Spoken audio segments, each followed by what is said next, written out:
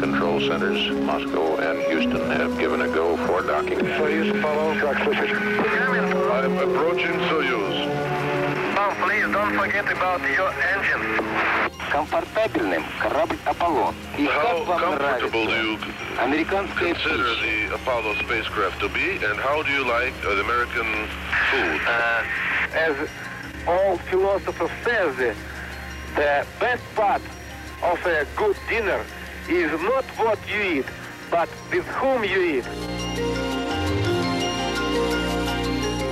What do you think about this? I'm convinced that new technologies of the sort we're demonstrating here must be used for confidence building between our two countries. I think this example illustrates how we can build goodwill. Some American kids and some Soviet kids tried to overcome the distance of miles. It's about a group of young Americans and young Soviets trying to penetrate the suspicion and misunderstanding that marks the relationship between their two countries.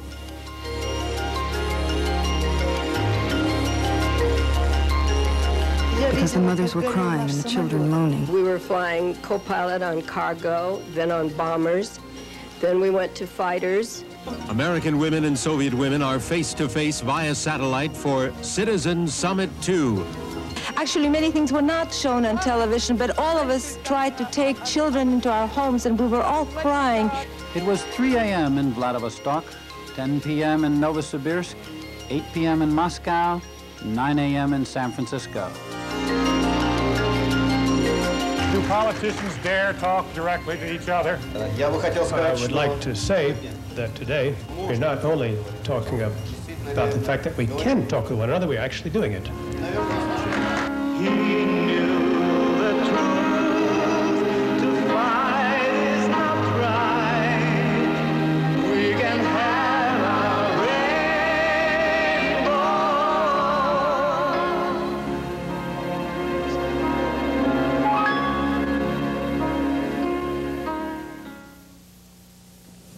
Welcome. Здравствуйте. My name is William Ury. I'm from Harvard University, where I teach negotiation. This gathering is an historic moment. It is the first time that American members of Congress have gathered together with their Soviet colleagues in the Supreme Soviet to discuss common problems through satellite television. We hope it is but the first of many such space bridges. Let me welcome the American audience, and then let me introduce our American participants. On my right, I have Congressman Clay Shaw, Republican of Florida. To his right is Senator Alan Cranston, Democrat of California. And to his right is Congresswoman Claudine Schneider, Republican of Rhode Island. To her right is Congressman George Brown, Democrat of California.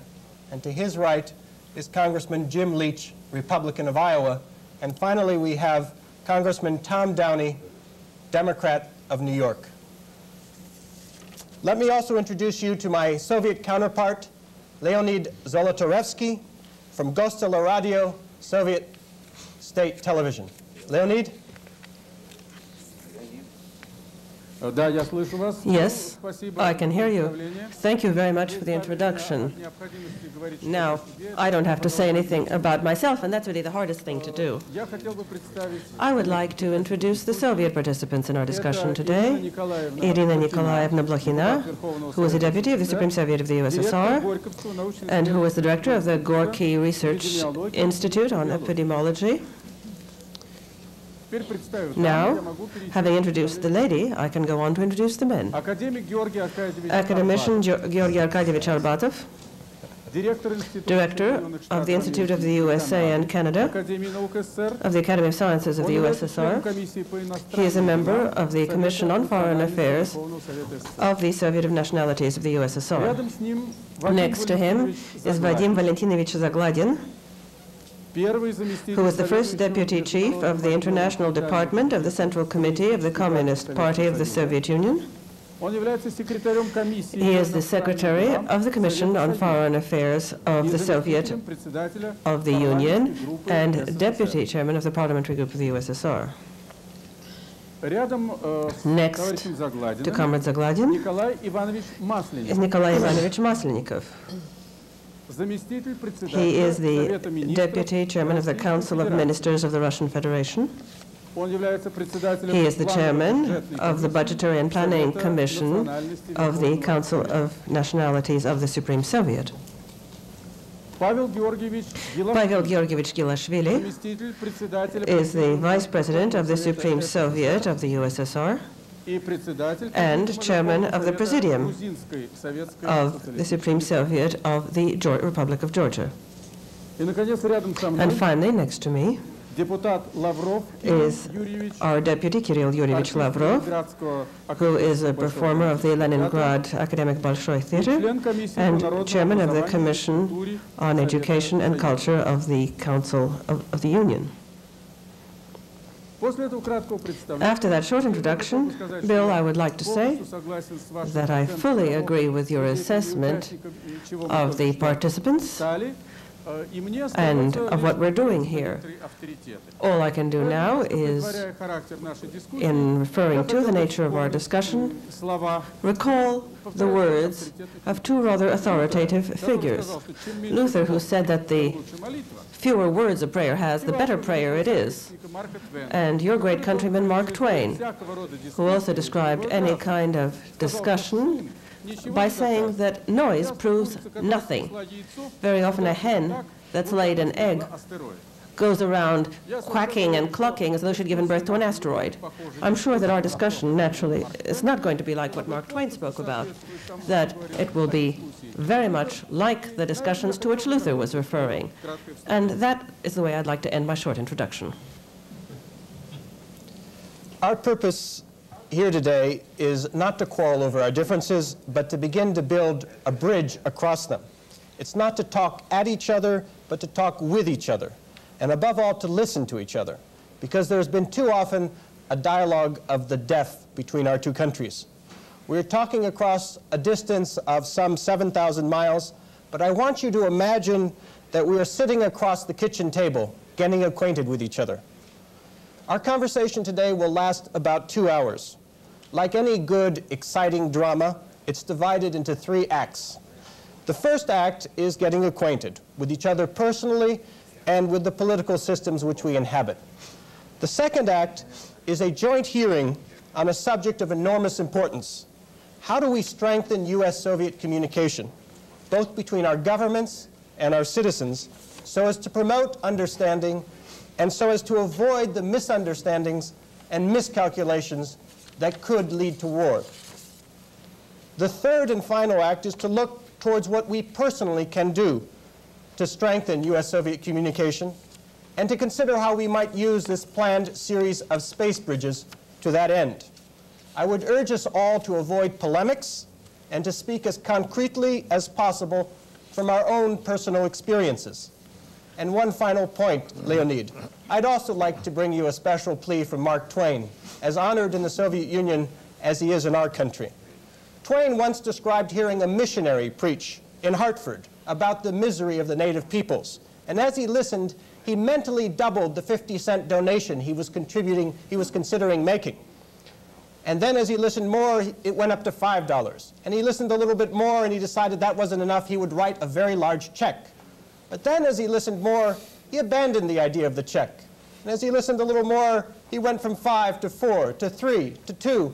And finally, when the plate came around, the speaker had spoken so long, he took 10 cents out of the plate. Now, what we want here is to keep our comments as powerful as the preacher's, but sufficiently brief that Mark Twain would write out a very large check for each of us. We want everyone to practice a little bit of uskarenie, speeding up. And if you happen in your eloquence to forget Mark Twain's plea, Leonid and I will be here to remind you. So let us begin by introducing ourselves. Senator Cranston, can you briefly tell us a little bit about yourself? Yes, I'm a Californian. I'd like to say a special hello to 2 old friends, to Vadim Zagladin and Georgy Arbatov, whom I have seen in other ways and other days. My original ambition was to be an athlete, a quarter-miler, 400 meters. I became that. Incidentally, I ran in the Moscow Olympic track once upon a time.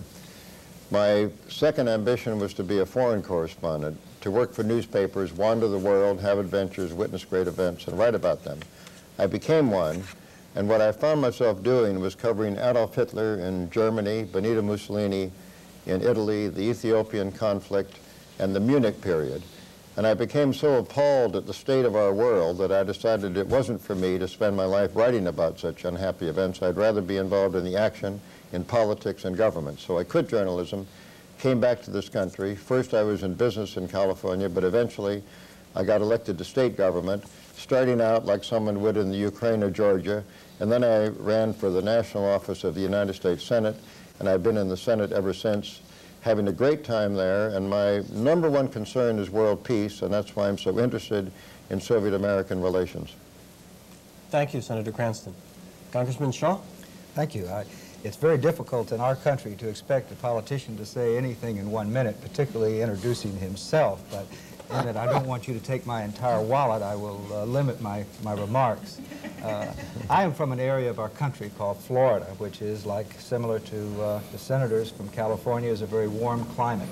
I've been married to Emily, who's with us here in the studio for 27 years. We have 4 children that we're very proud of. I was formerly the mayor of the city of Fort Lauderdale, which is in southeast Florida, where I was reelected for several times before coming to Congress. Before getting into politics, I was a practicing lawyer, a certified public accountant, which is like a chartered accountant is in the European part of the world, and hold a degree from Stetson University in law and the University of Alabama, where I have a master's degree in accounting. Thank you, Congressman. Congressman Tom Downey? Hi, let me just say hello to some of my friends in the Soviet Union, Ury and Vadim. I was privileged to be with Speaker Wright in the Soviet Union last week, and it was my 3rd trip there, and I hope to make many more. I'm 38 years old, and I have been a member of the House of Representatives for 13 years. I represent an oceanfront district in New York on Long Island. I'm married to Chris, and I have 2 children, a 6-and-a-half-year-old daughter named Lauren and a 5-year-old son named Teddy. And one of the unfortunate things about my job is I don't spend enough time with them. But one of the things that I do in this job, and one of the things that I find most exciting, is being able to improve the relationships between the United States and the Soviet Union. And I look forward to this space bridge as just the beginning in a very new and exciting opportunity and change in relationships for our countries. Thank you, Congressman. Congressman Leach? Well, I represent the state of Iowa, which is an agricultural state, similar but somewhat smaller than the Ukraine. Like Senator Cranston, I was brought up enjoying athletics, once dreamed of making the United States Olympic team as a wrestler, and certainly believe that some of our differences are better settled in the Olympic Games than they are in other kinds of combat. I'm the father of a boy and a girl, and I stress that because just this week a little girl arrived via the adoption route. I'm a member of the Republican Party, and to understand our system, I would only stress that not only do we have philosophical differences between parties, but within, and I'm sometimes considered a representative of the moderate as opposed to the conservative wing of the Republican Party. Thank you, Congressman Leach. I'm going to ask Congressman Brown and Congresswoman Schneider to introduce themselves after we hear from our Soviet counterparts. Leonid, why don't you introduce some of your people?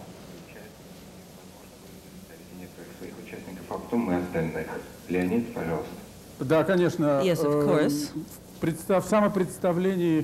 Now, the introduction of the distinguished congressman was extremely interesting. One mentioned that he had 2 children, the other that he had 4, and we're not lagging behind the Americans in this respect. I think that if Adina Blokhinova talks about herself, then you'll find out how many children, grandchildren she has, and a lot of other interesting things too. First of all, I'm very glad to greet those congressmen whom I had the opportunity to meet last December in the United States, and whom I now can see right here. It's true that I have 2 sons and 4 granddaughters, whom I can show you. Right here are all 4 of my little granddaughters. And here you can see the family of one of my sons with 2 granddaughters. And I'd be delighted to give greetings to Barbara Widner, who in your country represents the organization Grandmothers for Peace. All of our Soviet grandmothers, I'm sure, would be delighted to add their voices to hers. I'm from the city of Gorky, which is a major cultural and industrial center. And in my electoral district, there are very many young people, both students and industrial workers and intellectuals.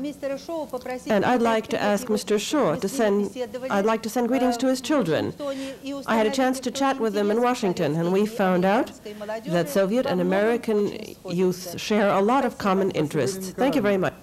Thank you, Irina Nikolaevich. Pavel Georgievich, please. Hi. I'm glad to have the opportunity to introduce myself. I am a Georgian. Georgia is a country of forests and mountains. In my youth, I wanted to become a geologist. This didn't occur, but it did become my hobby. I do not recognize, I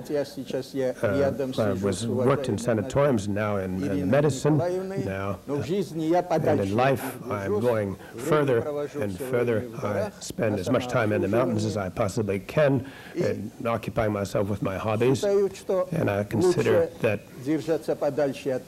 it's better now to stay as far from doctors as possible. Pavel Georgievich, I think you have photos with you can show us. I do have some photographs. Let me show you a couple of them. Here's a photograph when I was vice chairman here. A woman from Ukraine came. She was offended by the fact that they were building something opposite her house, and building opposite her house, and it was destroying her view. And she was very upset. Now we discussed this with her, and they left this well nonetheless, but they changed the direction of the road. Thank you. Kiril Yurich, I think it's probably going to be easier for you than for anybody else here to do this. Why? Why do you think so? Well, after all, you're used to speaking in public more than all of the rest of us. Well, not like this. I'm also delighted to be able to greet our dear colleagues in Washington. I really enjoy my memories of our last meeting in Moscow. If I'm going to speak about myself, then I could say that I'm from Leningrad, the city in which I was born, grew up, and I consider myself a homegrown Leningrader. My parents were born there too, so my whole life is linked to that city. I represent the Leninsky electoral district, which combines 2 regions of the city, the Leninsky-Oktябrьsky region, and I work in the Bolshoi Dramatic Theater. Now, I've been working there for more than 30 years. I can also boast and show off my photos. This was taken in 1983, when my wife and I were celebrating our silver wedding anniversary, 25 years of our marriage. Here's the result of those 25 years of our life together. Here's my son. This is my daughter. This year she's also being graduated from the Theater Institute. She's decided to follow along in her father's footsteps. Thank you. Georgy Arbatov. My name is Arbatov. I'm the director of the institute which studies your country and Canada.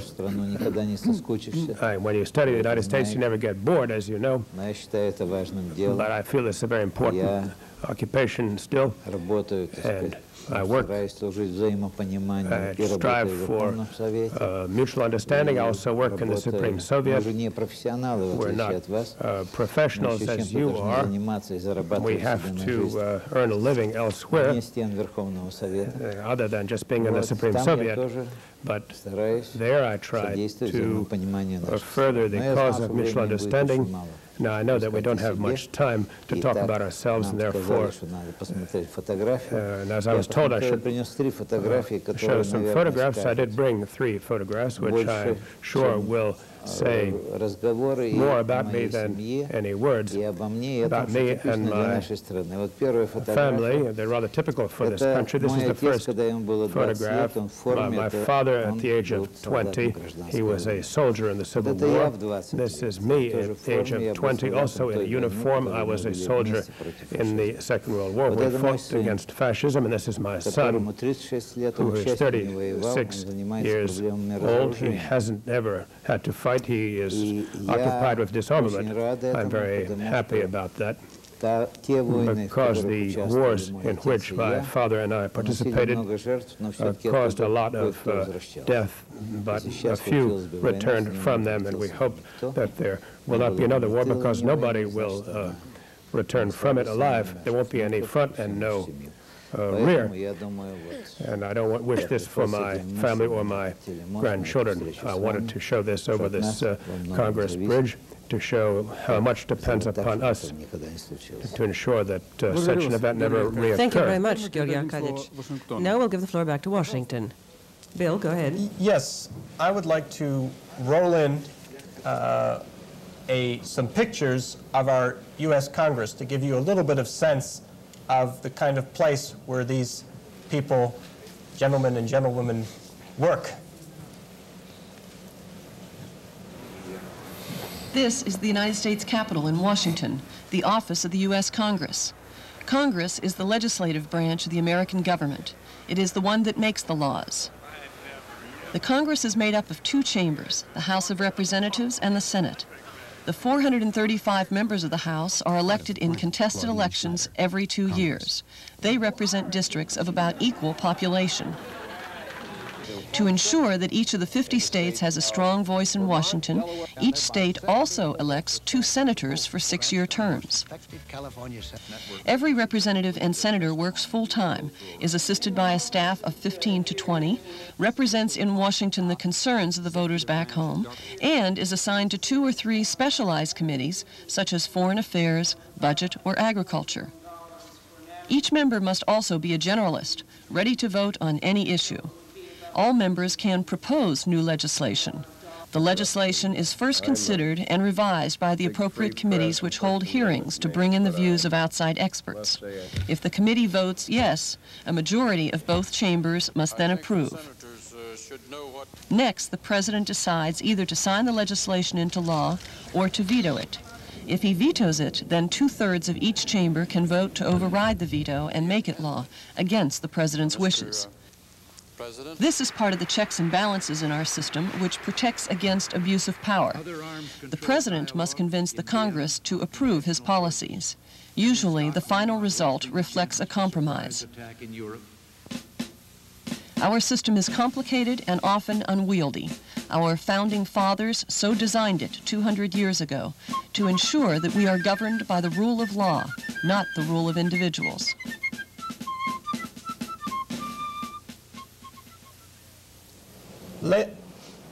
Leonid, could you tell us a little bit about your system? Yes, we'll try to do it the same way you did. That we'll try and show you a short video roll-on to give you some information. The basic information, of course, will come later. So this is the building of the Supreme Soviet, which is found on the territory of the old Kremlin, built in the 15th century on one of the 7 hills on which Moscow was then located. The walls of the fortress run more than 2 kilometers long, and there are 20 towers on a territory of more than 27 hectares. There are beautiful cathedrals located here, as well as the administrative buildings. Of course, the history of the Kremlin and its being closed off is well known. Now it's open to all. And in 1917, when Moscow became the capital, the government was located here. The Supreme Soviet of the USSR is the highest body of state power. Terms are for 5 years, based on a direct and universal voting policy. Here, in this hall, the sessions of the Supreme Soviet take place. They are convened twice a year. At joint meetings are members of both chambers of the Soviet of the Union and the Soviet of Nationalities. Now, you see the chairman of the Soviet Union, Deputy Talkunov, who is opening a regular session and is having a discussion of the agenda with the deputies. The Soviet of the Union and the Soviet of the Nationalities have an equal number of deputies. Right now, in the Supreme Soviet, there are 1,500 deputies of 63 different nationalities, reflecting the multinational character of our country. Almost 60% of them are elected the Supreme Soviet of the country for the first time. About 1/3 of the deputies at the last 11th session are not party members.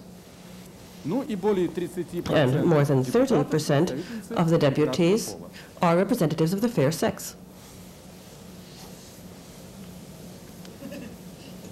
Which sex is that?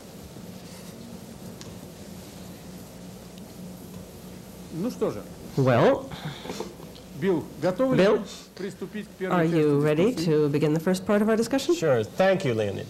I would like to ask Congressman George Brown to introduce himself and tell you a little bit about what our system is like. Well, first let me say hello to Kiril and Irina, who I see over there, and I have such warm feelings about them because of our visits. And I want to say to Kiril that I enjoyed the vodka that we had over there in Sustal. I understand that it's a little difficult these days to get good vodka, but this was top rate, and I enjoyed it.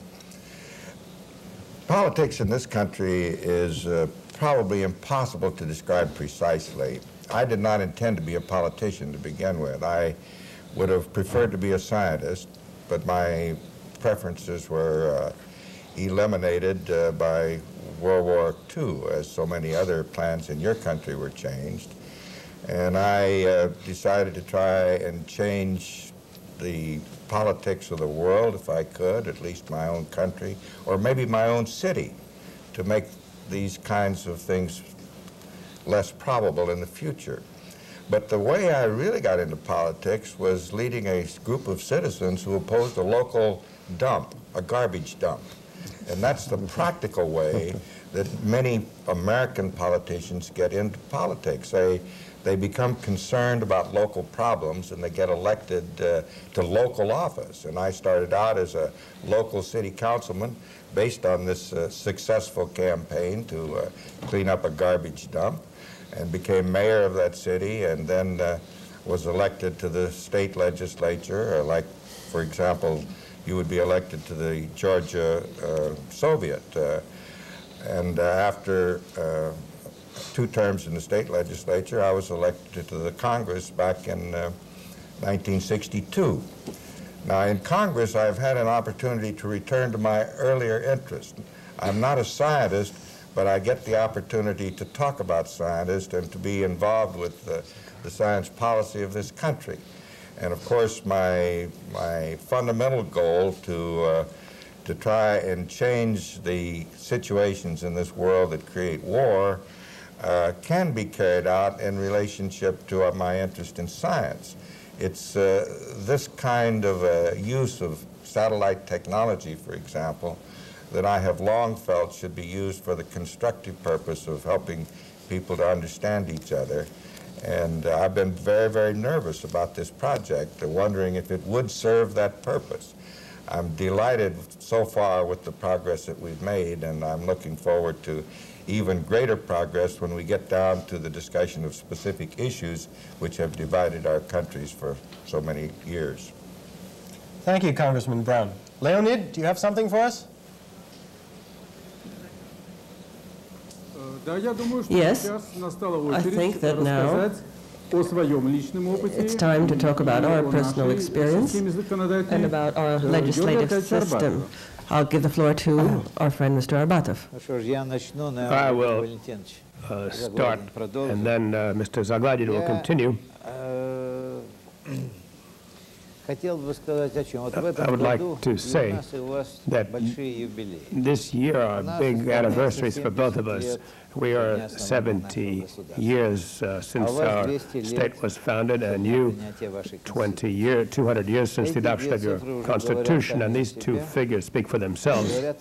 They say how much older your political institutions are. And if you consider that of these 70 years, more than half of it was expended on war and reconstruction, you can see how young we are. We've only had about 3 decades of normal life. So you can see how really short a time we've been in existence. Now, I say this because now we're passing through a very interesting period in our history. I have in mind glasnost and reconstruction. You don't even have to translate these words into English anymore, just as because the Americans know what these words mean, just as they know the meaning of the word Sputnik. So we are now taking a critical attitude toward all aspects of our life, all institutions, and the Supreme Soviet itself is not outside this analysis. I would be less than honest with you if I were to say that, if we're not to say that we do have criticisms about many aspects of the activity of the Supreme Soviet. We say this very sincerely, and not only we say it, but we do things about it. The last couple of years have been a number of changes in our country, in particular how our committees work. We might deal with this. Now they're really starting to be genuine committees and be very active committees, and this has borne certain fruit already. We are planning some further changes for the future. Some aspects of the electoral system, but that's still ahead. Personally, I can say that in addition to my participation in the discussion of laws and international issues, because I'm in the International Affairs Committee, I also deal with certain electoral questions. We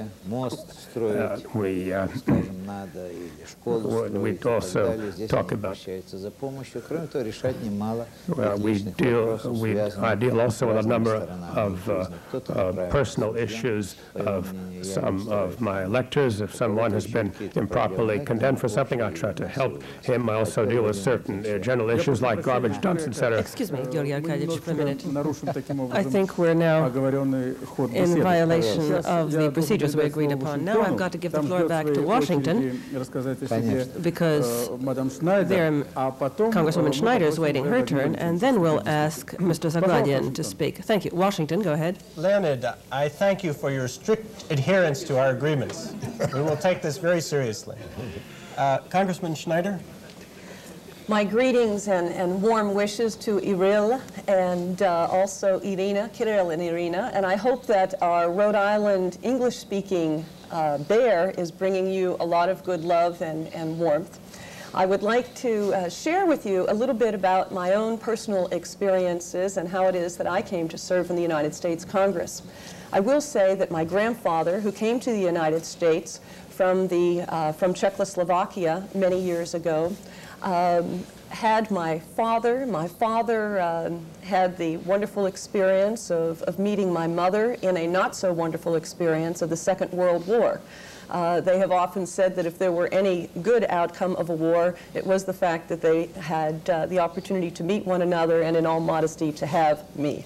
But beyond that, one of the discussions that were very frequent in our family were the discussions of the war, how my mother had lost family in the Belgian underground, and my father's friends, etc. And it always seemed very important to me that I would do something, or whatever I possibly could, to help prevent war. And I always felt that if people could understand one another, if they could speak the same language and build some bridges of cooperation and understanding, we could avoid war. And so as a result, when I went to school, I went to study languages, and I studied French and Spanish, and took a little Chinese and Swahili just for fun.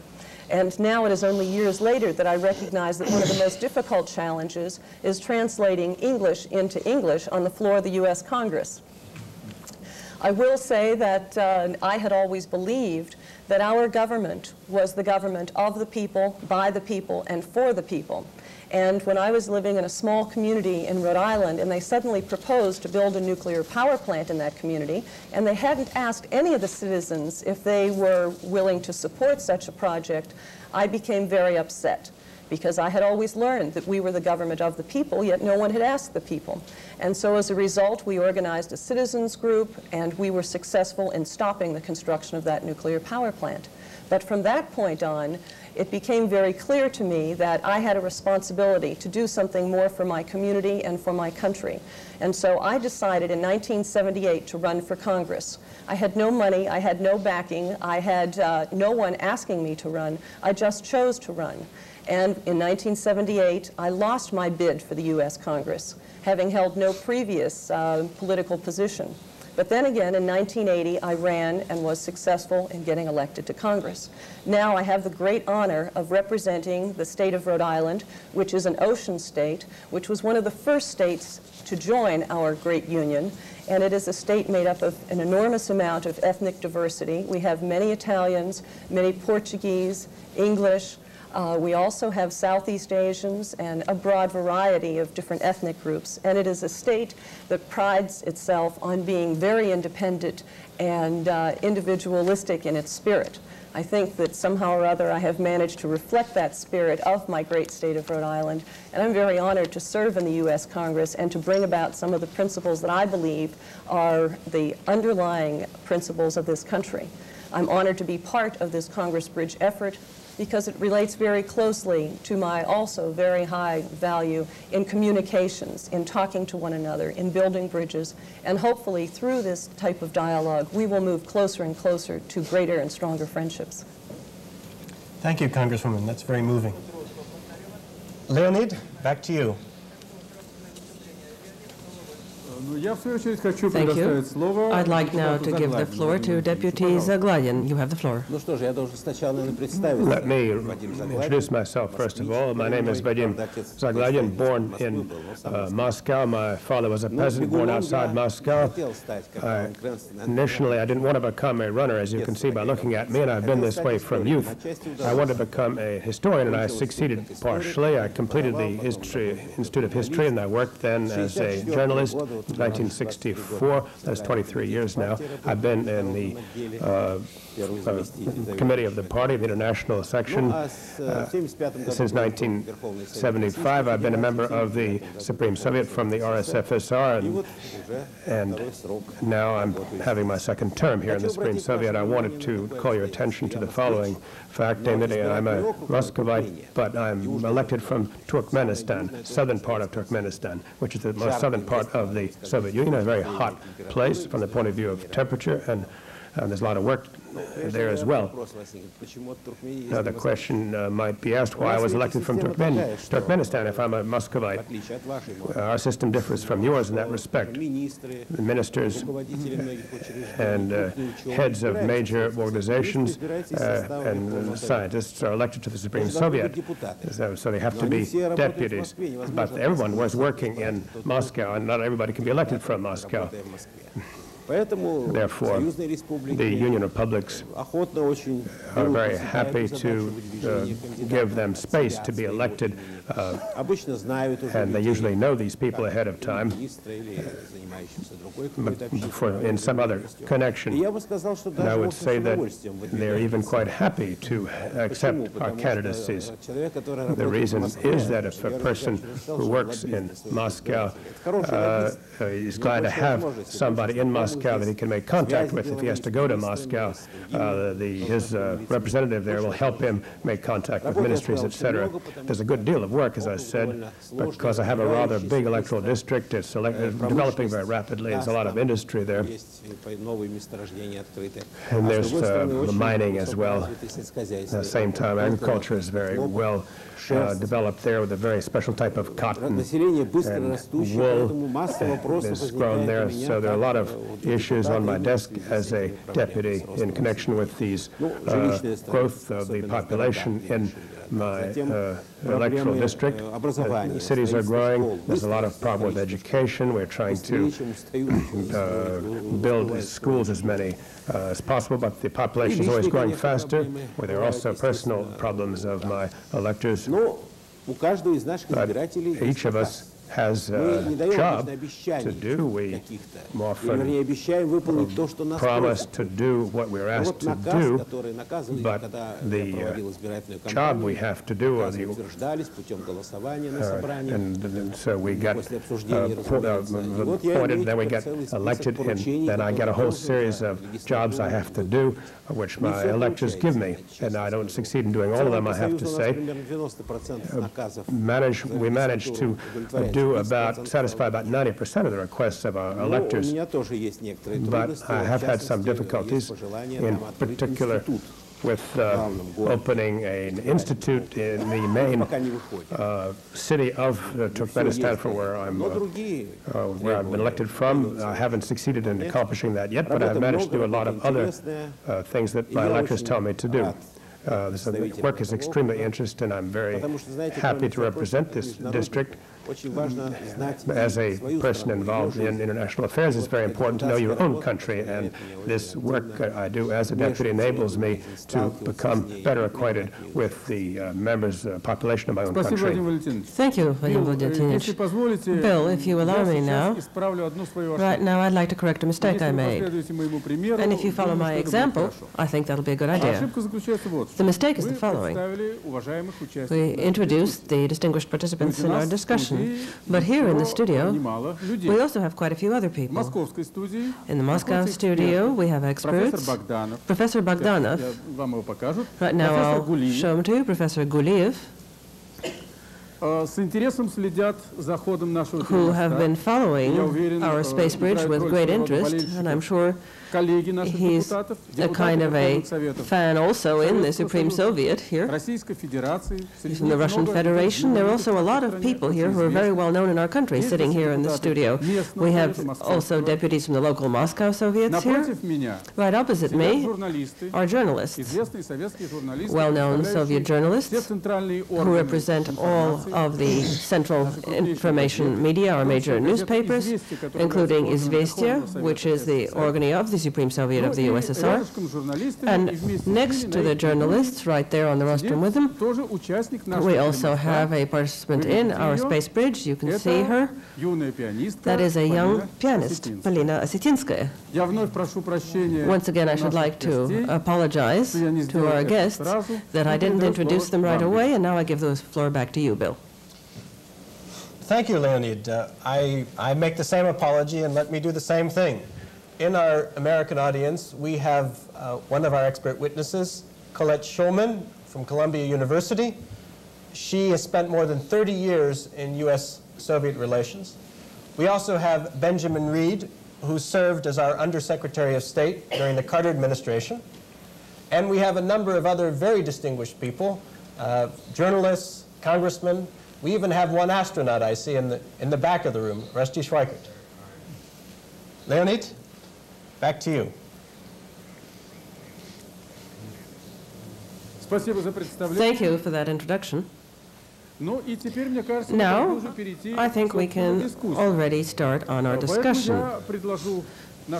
So I'd like to propose to our deputies that they begin and speak now in more detail of various aspects of their activity, of the structure of our Supreme Soviet, and of the major areas of its work. Nikolai Ivanovich, maybe you'll start. I'm in a very advantageous position because while my friends were telling about themselves, I was listening to my colleagues from the United States, and I had the opportunity to give some thought to what I was going to say, and I remembered this following instance. 80 years ago, classic of Soviet literature, Maxim Gorky, in the United States, wrote his famous story called The Mother. Now, why do I remember this? Because it starts with the words, every morning there's smoke in the air, and the factory whistle sounds. Now, why do I remember this? Because I was born in this also in a workers' district next to a factory, and all of my roots are from there. And in my youth, I had to, in fact, work as a machinist in a factory at a time, this is during the war, when our fighter pilots were attacking Nazi Germany in 1941. I became a volunteer in the Soviet Army when the enemy was before Moscow itself, but my military activities stopped in 1943 when I was brought back as a wounded veteran home. I lost all of my capacity to work at that time, and only Soviet medicine was able to bring me back to my feet again and made it possible for me to work and actively since that time. Now, why do I remember this? Because 3 years ago, there was a fine group of engineers and technicians and employees from the very same factory with its wonderful traditions elected me as a candidate to the Supreme Soviet. And now I represent that very factory in the Supreme Soviet, and I represent their interests. This has been since 1974. I've been the head of the Planning Commission of the Budgetary Commission of the Supreme Soviet. In that connection, what do I want to say? I want to say the following. We live in our country today under the impact of the April plenum of the Central Committee of the Communist Party of the Soviet Union, which took place 2 years ago, exactly here in Moscow. And our activities as deputies are directly connected with the decisions of which were taken by this April plenum of the party, and which gave us the concept of accelerating the social and economic development of our country and our society. And I want to stress here that the principal spheres of my activities as a deputy are economic, now in particular because through economics one creates the basis for improving the well-being of the workers and improving the quality of life of our society. Thus, all of our activities as deputies is permeated with the desire to fulfill these tasks. Thank you, Nikolai Ivanovich. In a word or two, could you tell us about the activity of the commission which you head? Our commission organizes work for the preliminary examination of draft economic and social plans for development of our country, both 5-year plans and annual plans, also draft budgetary plans. Every autumn, as a rule, the Supreme Soviet of the USSR comes together and approves and examines plans which have been submitted to it by the government. And the deputies, under the leadership of the Budgetary and Planning Commission and the representatives of the other permanent commissions of the Supreme Soviet, specifically under the guidance of the Budgetary and Planning Commission, very scrupulously, I might say, examine all of the indices of the plan and the budget. This is very hard, although at the same time creative work, and during it, the deputies have a lot of complaints directed at the government. How calmly do those meetings proceed? How easy is it to conduct them? Most recently, that is to say last year, and the year before last, our television has started to show the meetings of the Planning and Budgetary Commission. Deputy Korkin just took a look at me. He's a very active member of the commission. Excuse me.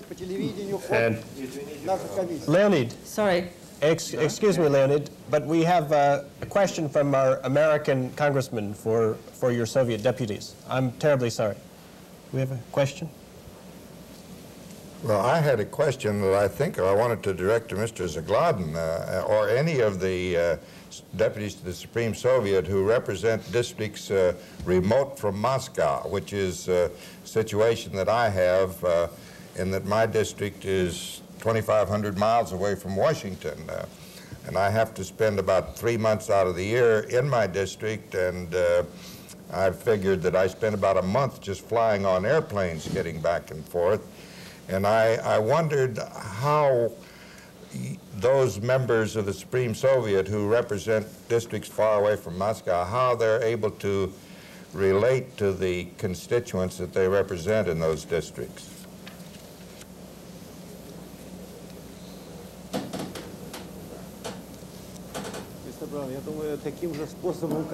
I think in the same way you do. We fly there, back and forth. We talk with them on the phone, we send letters, telegrams, we receive delegations, and we go there. Delegations go down there too in various ways. Obviously, I don't go there all that often, but my electors are not offended at me because they tell me we've told you what you have to do in Moscow. You're occupied in economic, in international affairs. Your job is preserving peace, and so I try to do that, but I also try to serve them more directly. Thank you, Vadim Valentinovich. Let me add that I represent Azerbaijan, which is a long way from Moscow, and I'm in the same position as Zagladin, and once or twice a year I go there, and sometimes on exceptional occasions as well, but in addition to that, they come to see me, and all the time people come from there, and I have my assistants who take care of the correspondence, receive them. Somehow or other, we had to maintain contact. Comrades, maybe you have questions for your American colleagues. I'd like to make one comment, if I may. Yeah. Yes. Sorry, 1 second. Excuse me, Bill. 1 second. We've got a question from our deputy, from Mrs. Blokhina. I'd like to ask whether our American colleagues have the same kind of duties and same kind of obligations to their constituents, which they have to carry out the same way we have our mandate given us, or whether there are simply promises of a general nature, but are there any fixed commitments in their mandate which they have to do, or their responsibilities to their constituents? Maybe you could clarify that for me. Congressman Clay Shaw would like to answer that. Yeah, I'd like to comment on that. I think it's a very interesting comparison. I think that we in the United States Congress perhaps are much greater generalists. We spread ourselves much thinner, and I'm not sure that that's necessarily better, but it certainly distinguishes us. As far as travel home, I think most members of the United States Congress go home almost every weekend or every other weekend. I come from an area which has a great number of retired people. They like to go down into the warmer climate and retire. This means that these people have a great deal of free time. They're very politically active, and they expect to see their representative from Congress home very often. And one of the quickest ways to get unelected in our system of government is to failure to go home and communicate with the people on a regular basis. Congressman Claudine Schneider, you want to add to that? Yes, Irina, you had focused on whether or not we were tied in various issue areas or committed specifically to our constituents on certain issues.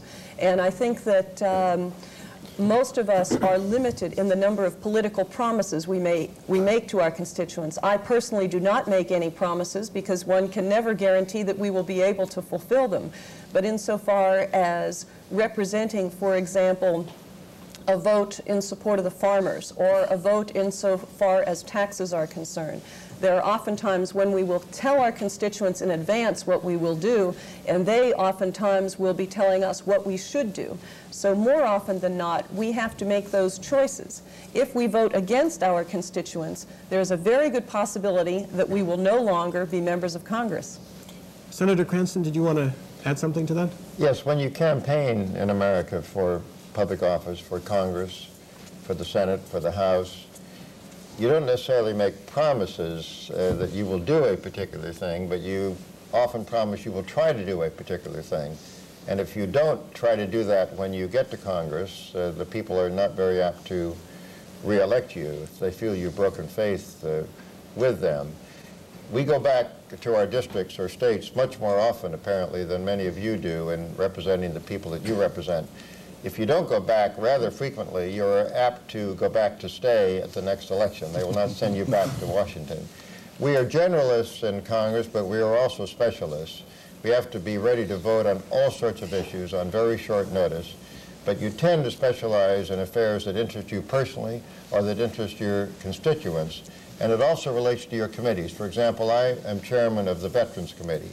I try to deal with the problems of the veterans of our wars, their needs for education and health care and compensation. I'm on the Foreign Relations Committee, so I try to deal there and specialize in international affairs.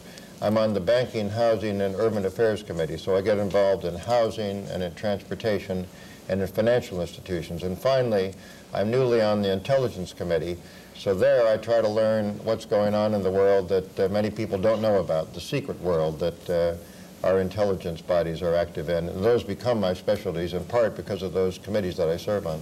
Thank you, Senator. Leonid, back to you.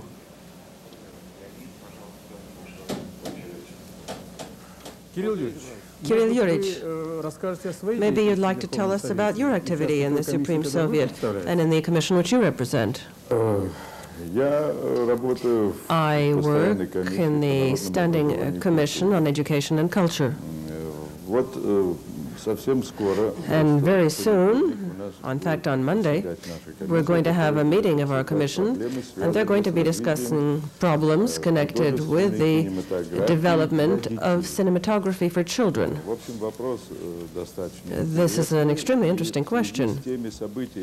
In connection with the events now taking place in our country, in the movies, and in art in general, and events which are linked to the whole course of events in our country, I think that the discussion is going to be extremely lively and extremely interesting.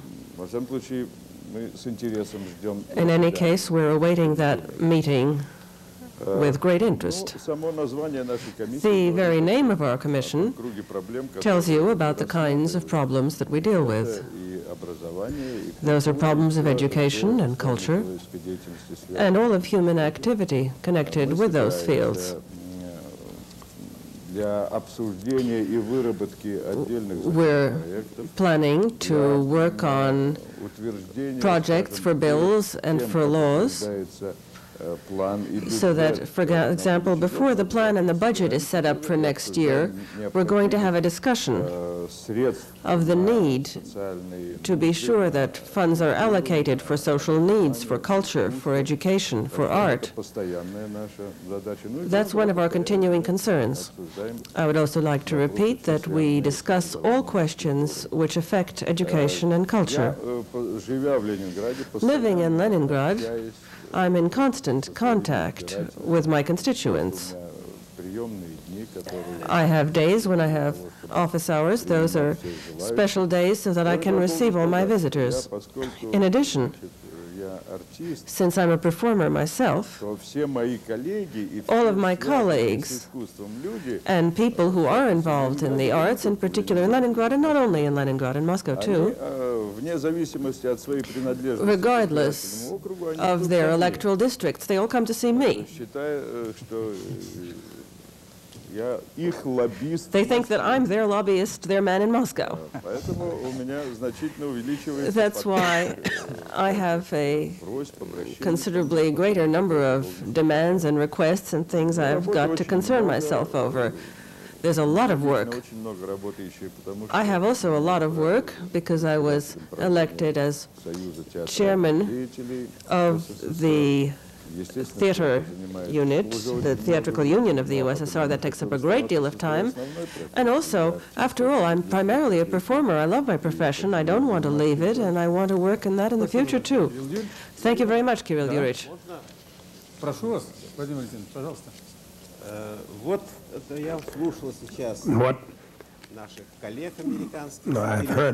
I've been listening with great interest to, been very interested by what my American colleagues have been saying, and it gives me a lot of things to think about.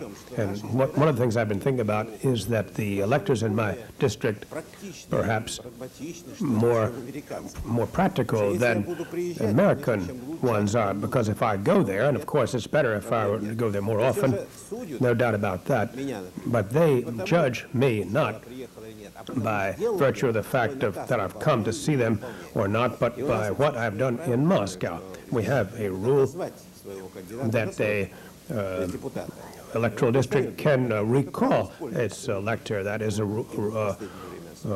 right that they have, and this is in fact implemented from time to time, particularly recently. This is just a comparison, an attempt to extract some common experience from our two experiences. Now I have the following question. Everyone here are members of one or another committee, even several, although as a rule we have a delegate is a member of a single committee only, not of several. In the United States you can be a member of several committees. Now our committees, the Committee on Foreign Affairs, is always having problems of how to deal with the administration. I'm wondering how you deal with that issue in our country. For instance, we had to deal with an issue related to a decision of the American Congress. It was a report in the Congress that the Soviet Union is not living up to its treaty obligations. We looked at this question at a closed meeting, and we examined the issue of whether or not Republicans tend to be more supportive of the president's administration because he is a Republican. They share his views and ideology. If you are a Democrat, and there are several of us who are, I am, we have disagreements with our administration, and in the area of arms control we have some fairly active disagreements on whether or not we should have a test ban in our country. I believe we should. Some of my colleagues here agree with me. Some do not. The administration feels we shouldn't. And we have a very lively and active debate about issues in our country, and we often disagree with the administration. We believe that it is a sign of great strength that we air our differences publicly and have a public dialogue about them. But I'm curious, most of us... Congressman, can I ask you to hold the question for a second? Sure. Because I just want to... Jim, do you want to comment, too, on that, on the Soviet... or? Well, I just would add to Tom's comments, and I think he's right, that we do believe in diversity. We also, in our constitutional system, we have three branches of government: the courts, the legislature, and the executive. In the foreign affairs area, the legislature plays the role of appropriating funds, also ratifying treaties. That is a very important function. There are a number of other different functions as well. Sometimes Congresses have tended to go along with administration. Sometimes they've been what we call obstreperous or disagreeable. Generally speaking, though, the American public wants the president, even if they don't agree with the president, to run our foreign policy. They're happy to have Congress move in some directions of disagreement, but not startlingly in areas of disagreement. Generally, we have what we call bi-institutional or bipartisan foreign policy. On the bigger issues and the smaller issues, there can be some rather grave differences. Although within the big issues, there have been differences. The Vietnam War was a classic. Some of the arms control issues are classics. But even here, it's amazing how in America the public moves in a consensus direction on large foreign policy areas. And at this time, as a Republican who has differed now and again with my president, I would say he has the strong support of the American people in his current negotiations and of the American Congress with your new Soviet leadership, and we're all hopeful of progress in that arena. Thank you, Congressman Leach. Congressman Downey, back to your question. Well, I want to add that, you know, Mr. Arbatov mentioned the fact that this is the 200th anniversary of our Constitution, and it's important for our Soviet listeners to understand that 200 years ago, the people who wrote our Constitution were very, very